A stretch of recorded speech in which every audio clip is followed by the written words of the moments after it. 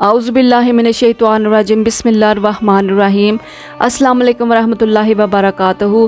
प्यारे दोस्तों, आज की इस वीडियो में हम आपको सुनाने जा रहे हैं एक ऐसा ईमान अफरोज़ वाक़या जो हज़रत मूसा अलैहिस्सलाम की ज़िंदगी का नहायत मशहूर और सबक आमोज़ वाक़या है।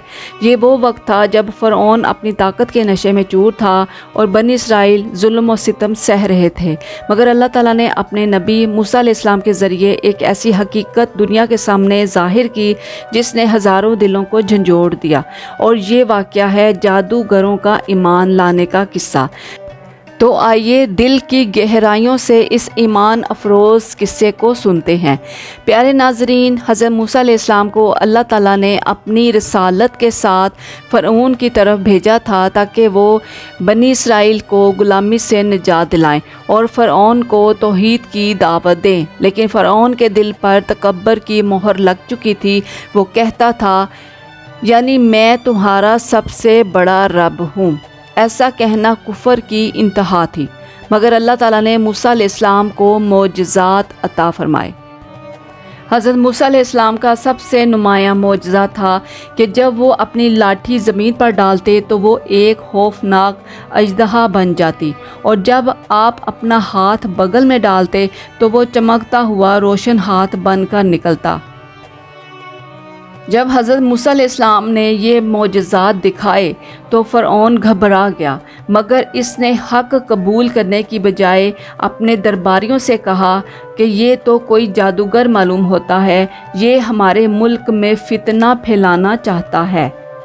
जी तो प्यारे दोस्तों, फ़िरऔन ने अपनी कौम को जमा किया और ऐलान किया कि वो सबसे बड़े जादूगरों को बुलाकर मूसा अलैहिस्सलाम का मुकाबला करेगा।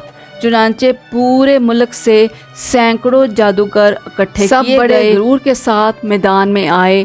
इनके दिलों में सिर्फ दौलत और इज़्ज़त का लालच था, क्योंकि फ़िरऔन ने वादा किया था कि अगर वो मूसा अलैहिस्सलाम को हरा देंगे तो वो इनको इनाम व इकराम देगा और दरबार में ख़ास मुकाम मिलेगा। जी तो प्यारे भाइयों और बहनों, मुकाबले का दिन आ गया। हज़ारों लोग जमा हुए।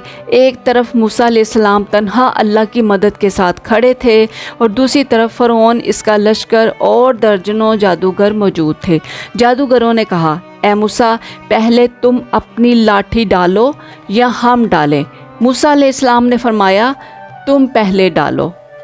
बस उन्होंने अपनी रस्सियाँ और लाठियाँ फेंक दी और अल्लाह के हुक्म से वो सब लोगों की आंखों में सांप और अजदहे नज़र आने लगे। मैदान में अजीब मंजर था, लोग डर गए और पीछे हटने लगे। इस वक्त अल्लाह ताला ने मूसा अलैहिस्सलाम के दिल में वही फरमाई, ए मूसा, खौफ ना खाओ, तुम ही गालिब रहोगे। प्यारे दोस्तों, ये सुनकर मूसा अलैहिस्सलाम ने अपनी लाठी ज़मीन पर डाली और अचानक वो लाठी एक अजीम अजदहा बन गई, जो सब जादूगरों की रस्सियाँ और लाठियाँ निगलने लगा।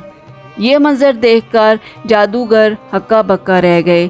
इन्हें फ़ौरन समझ आ गया कि ये जादू नहीं हो सकता, क्योंकि जादू आँखों का धोखा होता है, मगर ये मोजज़ा तो हकीकत था।